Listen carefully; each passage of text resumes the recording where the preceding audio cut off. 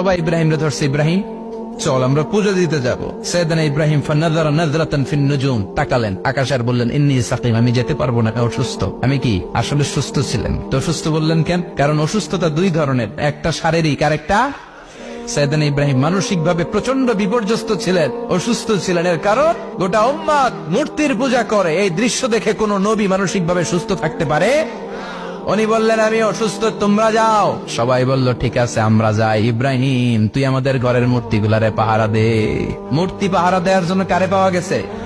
সাইয়েদনা ইব্রাহিম কয় ঠিক আছে আজকে পাহারা দি, মুজাম্মের পাহারা, যা তোরা দিতাছি, পাহারা দিতেছি যা। এইবার সাইয়েদনা ইব্রাহিম মূর্তির ঘরে ঢুকলেন, দেখেন কি সুন্দর কথোপকথন আল্লাহ তুলে ধরলেন। আল্লাহু আকবার। মূর্তির ঘরে, দেবীর ঘরে ঢুকে উনি ঘুরে ঘুরে তাকায়, দেখে একটা এমনি হাত আর একটা ব্যাগ করে 14-15টা হাত নিয়ে তাকায় আছে। উনি সবগুলোর সামনে এভাবে তাকায় আছে, দেখে এক একটা এক এক চেহারা, একটা হাতির গণেশ স্টাইলের, আর একটা এরকম, আর একটা নারীর, আর একটা বাঘের, আর একটা তলোয়ার নিয়ে আইতাছি কোপায় ফেলাম আছে না নাই। সবগুলোর সামনে যায়, যে দেখে আর অবাক হয় কত ধরনের খোদার কাছে এরা কত কিছু চায়। আর যে দেখে প্রত্যেকটার সামনে ডেজার্টস আইটেম, মিষ্টান্ন, এক একটার সামনে রসমালাই, এক একটার সামনে কালো জাম, লাল জাম, রসগোল্লা, চামচাম, দুধ মালাই, মালাই চপ আছে না নাই।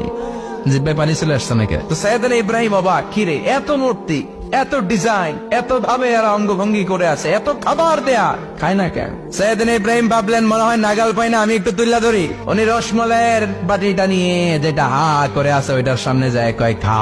কি কয়? বানাই করতেছি মনে হয়।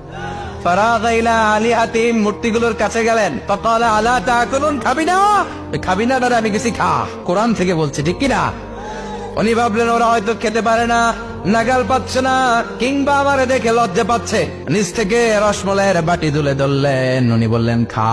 আর ওগুলা কয় হা হা করে নিচ্ছে, নড়েও না সরেও না। উনি মুখের সামনে তুলে ধরে বললেন আলা তাকুলুন, খা। সবগুলার সামনে গেলেন, খা খা। কেউ খায় না, ওগুলো হা করে আছে। সাইয়েদনা ইব্রাহিম বললেন খা, কেউ কথা কয় না। উনি বললেন খাবি না কেন? তাইলে কথা ক। এই যে কষ্ট করে উড়াইলি, মুখের সামনে দিলাম, খাবি না কেন? কথা বল। আলা তাকুলুন, খাবি না কেন? কথা বল। মা লাকুম লা তাতাকাল্লামুন, খাবি না কেন? মা লাকুম লা তানতিকুন, হয় খা নয় কথা ক। বলতেই লাগলেন খা খা। প্রত্যেকটা মূর্তির সামনে গেলেন, খা। ওগুলো করে আছে হা, কোনো কথা কয় না। কয় কেন খাবি না? তাইলে কথা ক। খায়ও না, কথাও কয় না। আপনার ছেলে বায়না ধরছে, আব্বা চানাচুর দাও। কি খাম? চানাচুর কিনে দিলেন, এই নে চানাচুর। এখন চানাচুর খায় না। কিরে বাপ খাবি না কেন? কথাও কয় না। খায়ও না, কথাও কয় না। এখন বাকি আছে কোনটা? কথা কর। ফারাগা আলাইহিম দারবাম বিল ইয়ামিন, ডান হাতে কোপানো শুরু করলেন। ইচ্ছা মতো খুশি কিল মারতে মারতে মূর্তিগুলার সাইজ। ফারাগা আলাইহিম দারবাম বিল ইয়ামিন, এক একটা নবীর হাতে জান্নাতি শক্তি দিয়েছে কে? খা নাইলে কথা ক।